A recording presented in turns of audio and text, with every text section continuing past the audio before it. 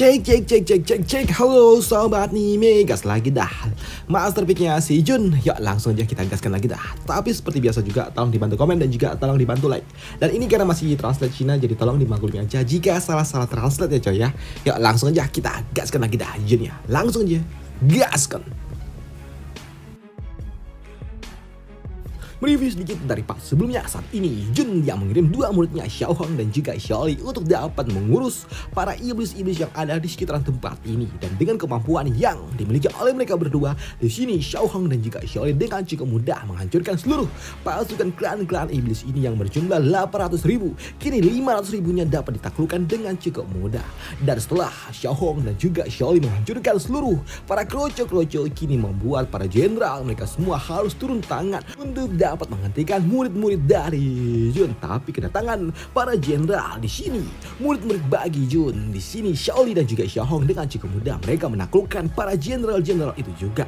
Bahkan tuh Xiaohong dengan teknik gila yang dia miliki menghadapi 3 jenderal musuh dengan cukup mudah Xiaohong dapat menaklukkannya, karena memang teknik yang diberikan oleh Xiaohong sungguh sangat edan. Dalam satu gerakan aja jenderal-jenderal itu langsung tumbang, dan itu adalah sesuatu yang sungguh sangat edan. Dan untuk Xiaohong dan juga menganggap kalau jenderal-jenderal ini mereka semua hanyalah serangga yang tidak berguna di hadapan dari Xiaohong.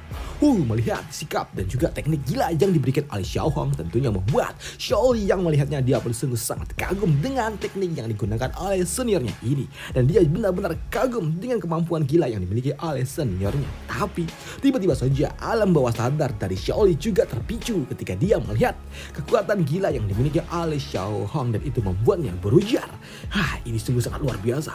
Dan jika kita bermain bersama, tentunya aku bisa memberikannya serangan yang sangat-sangat banyak, ucap dari Xiaoli yang tiba-tiba aja dia terpicu adrenalinnya untuk dapat menghadapi Xiaohong. Tapi untuk Xiaohong tiba-tiba aja dia pun merasakan hawa dingin di belakangnya, dan itu membuatnya pun sadar kalau sepertinya ada yang tidak beres. Dan ketika Xiaohong dia melirik ke arah belakang, di sini ternyata itu adalah Xiaoli yang ada apa? Apakah itu cuma ilusi, pikir dari Xiaohong, yang tiba-tiba saja Xiaoli kembali menarik alam bawah sadarnya. Dan setelah menjalankan misi yang diperintahkan oleh Jun, kini Xiaohong dan juga Xiaoli mereka pun kembali melaporkan tugas mereka telah selesai kepada master mereka, yaitu Jun. Dan ternyata untuk Jun saat ini sedang molor. Ia malah asik-asik turu yang membuat Xiaohong tentunya agak sedikit kesal. Master, kami telah menyelesaikan misimu, 800.000 pasukan telah kami kalahkan. Dan sekarang Master, ya di sini Jun malah turu dan nggak peduli dengan apa yang diucapkan oleh murid-muridnya. Namun di sini untuk Xiaoxi dia pun membangunkan masternya. Master, senior dan juga junior udah kembali, ucap dari Xiaoxi yang membuat Jun benarkah? Kalian telah menyelesaikan semuanya, ucap dari Jun. Ya, kami telah menyelesaikan semuanya, ucap dari Xiaohong yang kesal dengan Jun yang acuh tak acuh. Selama kami berada di garis depan, dia asik-asikan turu. Apa-apaan ini, ucap dari Xiaohong yang kesal dengan Jun. Ketika mereka ada di garis depan menghadapi banyak musuh, tapi ternyata Jun malah enak-enakan turu yang membuat Xiaohong dia pun kesal. Tapi karena memang misi telah selesai, kini datanglah pasukan dari kerajaan Qingzhou, di mana itu langsung dipimpin oleh Putra Mahkota. Di mana Putra Mahkota dia pun datang dan dia langsung mengepalkan tinju dan juga membukukan badan dan juga mengucapkan terima kasihnya kepada Jun yang telah membantu mereka. Yang mulia Jun, terima kasih karena telah membantu kami menyelesaikan sebuah krisis. Ini adalah sesuatu yang luar biasa, ucap dari Putra Mahkota. Dan untuk Jun, krisis ini krisis, ini hanyalah sebuah masalah kecil, ucap dari Jun. Tapi di sini Jun dia juga mengatakan kalau mereka agak sedikit lelah juga. Jadi apakah kau tidak akan memberikan kami sesuatu kah untuk kami makan atau apapun itu, ucap dari Jun yang meminta sebuah perjamuan. Dan untuk Putra Mahkota tentunya dia akan mengadakan sebuah perjamuan. Tentu saja, Tuan, Anda adalah tamu terhormat kami, dan sekarang marilah ikutlah dengan kami ke ibu kota dan kami akan mengadakan perjamuan untuk Anda, ucap dari Putra Mahkota. Dan benar saja, kini beberapa saat kemudian Jun dan juga yang lainnya mereka diajak bertemu dengan Kaisar dulu sebelum perjamuan itu dimulai. Di sini Putra Mahkota dia pun mengatakan kalau Kaisar ingin bertemu dengan sang penyelamat. Jadi ayahanda ingin bertemu dengan Anda dulu Tuan, ucap dari Putra Mahkota sebelum perjamuan itu dimulai.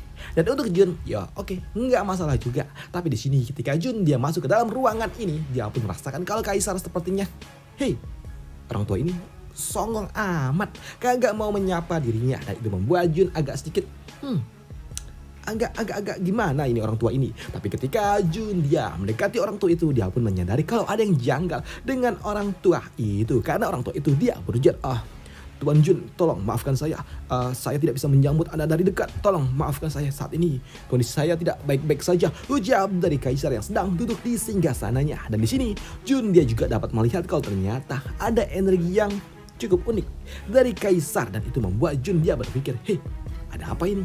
Kekuatan macam apa ini? Pikir dari Jun.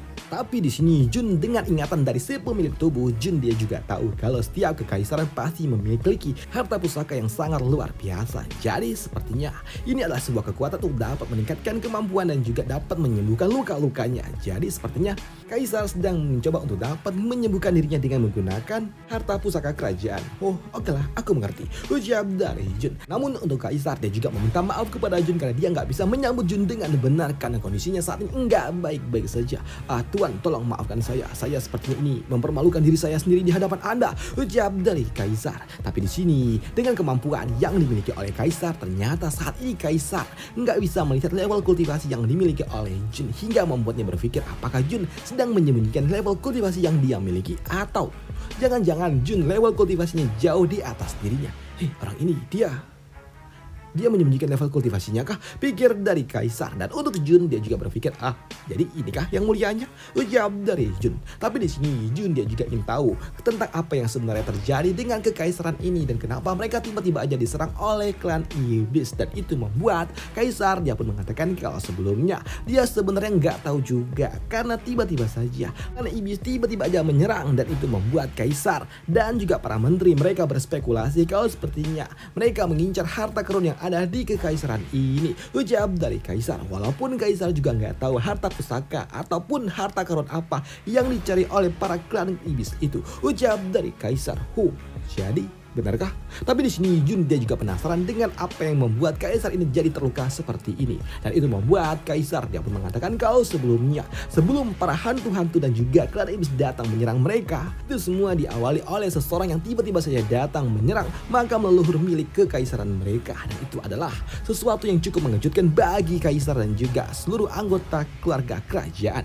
Karena sebelumnya orang yang datang menyerang itu ya sungguh sangat kuat, bahkan dia dapat mempermainkan para pasukan penjaga seperti mempermainkan seorang anak kecil, dan itu adalah sesuatu yang sangat mengerikan bagi mereka semua.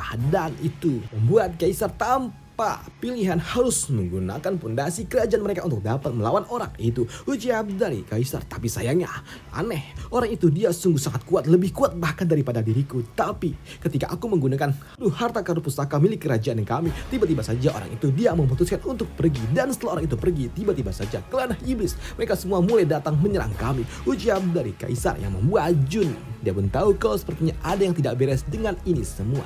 Tampaknya masalah ini semua terletak kepada makam leluhur kalian, ujar dari Jun. Di sini Jun dia juga berpikir kalau sepertinya klan iblis dan juga sosok makhluk itu pasti mereka mengincar sesuatu yang ada di dalam makam leluhur mereka, dan sepertinya ada sesuatu yang luar biasa di tempat itu, ujar dari Jun. Karena jika tidak, nggak mungkin dong mereka datang tiba-tiba mengincar tempat itu, pikir dari Jun. Tapi di sini Jun dia juga merasa agak sedikit aneh, karena sebelumnya kaisar mengatakan kalau orang yang datang menyerang itu dia sungguh sangat kuat, tapi kenapa tiba-tiba saja dia berhenti dan mundur. Dan kejadian itu juga membuat Jun dia pun penasaran tentang apa sih yang sebenarnya ada di dalam makam leluhur milik kekaisaran King Zhao ini, pikir dari Jun. Dan itu membuat Jun dia pun tahu kalau sepertinya ada sesuatu yang menarik dengan tempat itu, yang membuat Jun ingin juga masuk ke dalam tempat itu. Dan itu membuat Jun dia pun bertanya kepada kaisar apakah dia diizinkan untuk dapat pergi ke makam leluhur milik kerajaan ini, tanya dari Jun. Tapi di sini mendengar apa yang diucapkan oleh Jun sempat membuat putra mahkota jadi keringat dingin, dan dia pun takut kalau ini akan menyinggung Jun. Dan itu membuatnya berujar, Tuan, makam leluhur merupakan tempat peristirahatan dari leluhur kami. Jadi jika kau masuk ke dalam tempat itu, tentunya itu aku takut kau akan terkontaminasi dengan hal-hal buruk yang ada di tempat itu, ucap dari putra mahkota yang mencoba untuk dapat menolak permintaan dari Jun dengan cara yang amat sangat-sangat sopan. Dan di sini kaisar dia juga mengatakan kalau Kontribusi yang diberikan oleh Jun sungguh sangat luar biasa dan dia akan mengadakan sebuah perjamuan besar untuk Jun, dan Jun berhak meminta apa aja yang ada di kekaisaran ini. Tapi tolong, untuk makam leluhur ini agak sedikit sulit, jawab dari kaisar. Dan di sini kaisar juga memohon ampun, memohon maaf kepada Jun kalau mereka tidak bisa memenuhi permintaan bagi Jun untuk memasuki makam leluhur mereka, jawab dari kaisar. Dan untuk Jun, oh oke, baiklah, di sini Jun nggak masalah dengan itu semua. Baik, jika kalian tidak mengizinkannya, oke, tidak masalah, jawab dari Jun. Lagi pula di sini Jun nggak mau maksa karena sistem juga nggak memberikan misi apapun, jadi ya mungkin nggak ada yang menarik juga, jawab dari Jun. Dan kita nanti aja tunggu perkembangannya, pikir dari Jun juga. Dan untuk kaisar dan juga putra mahkota, tentunya mereka mengucapkan terima kasih kepada Jun atas pengertian yang diberikan oleh Jun kepada mereka, dan kini mereka pun siap untuk memberikan perjamuan untuk Jun.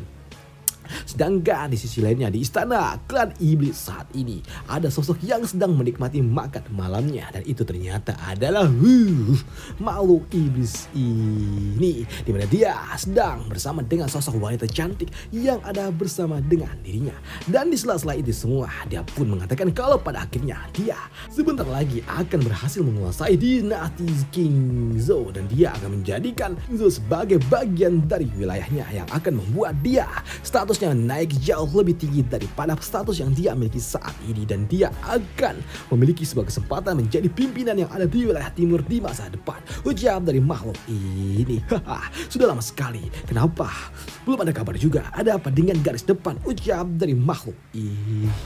Tapi di sela-sela itu juga makhluk ini dia pun ternotis ketika ada seseorang yang datang memanggil dirinya, dan itu membuatnya cukup terkejut, dan dia langsung mendekati pria itu. Ketika sosok yang datang ini dia memanggil sosok pria aneh itu dengan sebutan sampah. Di sini iblis ini alih-alih marah justru dia mendekati pria itu sembari berlutut, dan dia memberikan hormat dengan sangat amat sopan. Namun di sini pria berjubah dia pun bertanya tentang apa yang telah dilakukan oleh sosok makhluk ini, karena saat ini para pasukan seluruh dari Netherworld, para iblis, mereka sedang beraksi. Tapi kenapa sebagai pimpinan justru malah dia bersembunyi di tempat ini?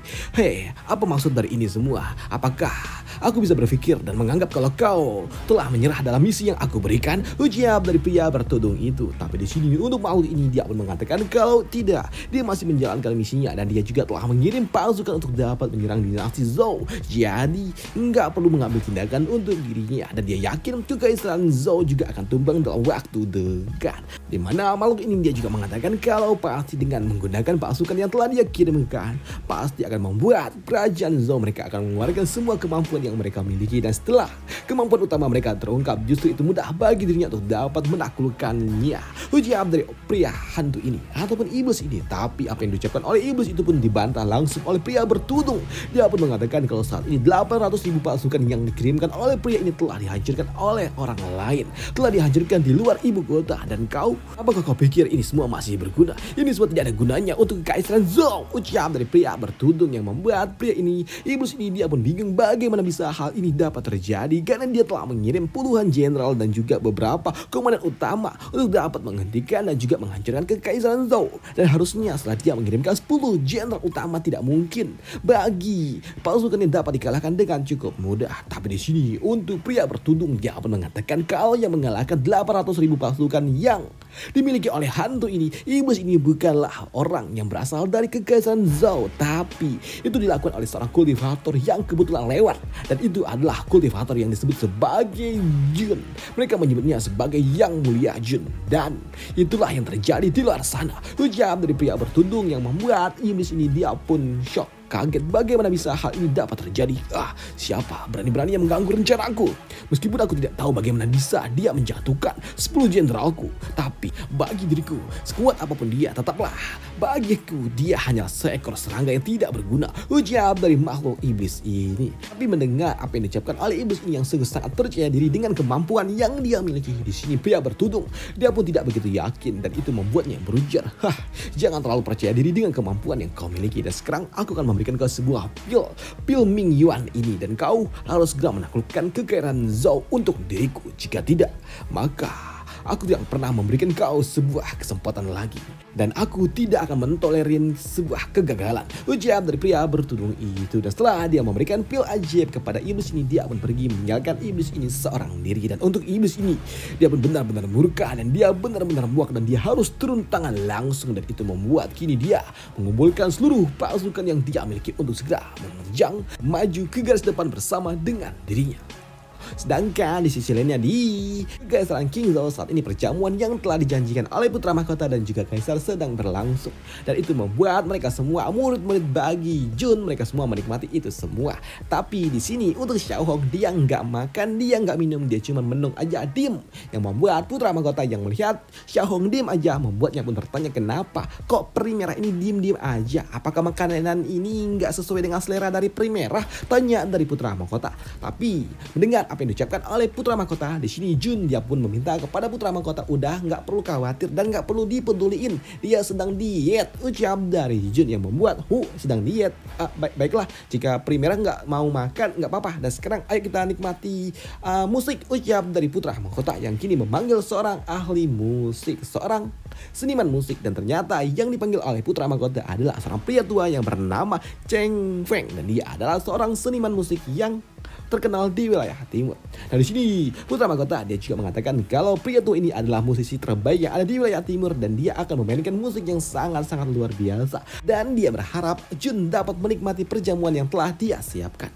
Dan benar saja, kini pria tua ini dia pun mulai memainkan alat musik miliknya dan dia juga mulai menyanyikan sebuah lagu yang memang cukup untuk dapat membuat mereka semua pun terhibur, yaitu Xiaoli dan juga Xiaoxi. Mereka benar-benar menikmati itu semua. Begitu juga dengan Xiaohong, dia diam-diam aja, tapi tidak dengan Jun. Justru dia malah turu ketika orang tua itu sedang bermain musik. Namun melihat permainan musik yang ternyata enggak dihargai membuat orang tua itu dia pun kesal dan dia memutuskan untuk berhenti bermain ketika Jun malah turu. Dan itu membuat pria tua ini dia pun kesal juga dan dia meminta kepada putra mahkota jika saja tamu ini tidak bisa menikmati musik yang dia mainkan, maka udah nggak usah main musik lagi dan jangan pernah mengundangnya lagi, ucap dari orang tua ini yang kesal ketika permainan musiknya enggak dihargai oleh Jun. Namun melihat Jun yang sepertinya malah turu membuat putra mahkota dia pun bertanya kepada Jun, apakah Jun tidak menikmati ini semua atau tidak sesuai dengan selera dari Jun, ucap dari putra mahkota. Tapi untuk Jun, enggak, biasa aja, ya so-so lah, biasa aja, ucap dari Jun. Mendengar permainan musiknya disepelekan dan tidak dianggap sebagai permainan yang bagus, tentunya membuat pria tua ini dia tidak terima. Dan dia menganggap Jun hanya orang yang gak tahu musik dan Jun hanyalah seorang kultivator yang suka kelai-kelai doang, gak ngerti soal musik-musikan, ucap dari orang tua ini. Jun yang dimarahin oleh orang tua itu membuat Xiaoli yang mendengarnya dia tidak terima. Dia gak terima jika masternya diperlakukan seperti itu dan dia siap untuk dapat menghancurkan orang tua itu. Terjadilah sebuah keributan di ruang ini, tentunya membuat putra mahkota jadi panik. Dia meminta kepada kedua belah pihak untuk tunggu, tenang, jangan ribut, ucap dari putra mahkota yang takut dan dia sampai keringat dingin. Di sini putra mahkota dia pun benar-benar bingung tentang apa yang harus dia lakukan. Dan ketika dia sedang mencoba untuk membuat suasana jadi kalem, di sini orang tua ini justru malah marah-marah lagi, di mana dia mengatakan kalau Jun hanyalah seorang kultivator yang nggak tahu diri, di mana Jun cuma tahu cara kelahi dan nggak tahu cara bermain musik, jadi nggak ngerti musik, ucap dari orang tua itu yang membuat putra mahkota bingung dia harus ngelakuin apa. Dibelain justru malah melawan dan itu jelas membuat putra mahkota jadi takut. Dan dia juga berharap jika saja Jun akan mengambil sebuah tindakan menghukum pria tua itu. Semoga aja Jun memberikan sebuah pemakaman yang layak untuk orang tua ini, pikir dari putra mahkota. Tapi untuk Xiaoli, dia pun gak berani melakukan sebuah aksi apapun tanpa perintah dari Jun. Di sini dia menunggu instruksi dari Jun. Jika saja Jun mengizinkan dia untuk menghancurkan orang tua ini, maka Xiaoli dengan senang hati dia akan melakukannya. Tapi untuk Jun, dia menung aja.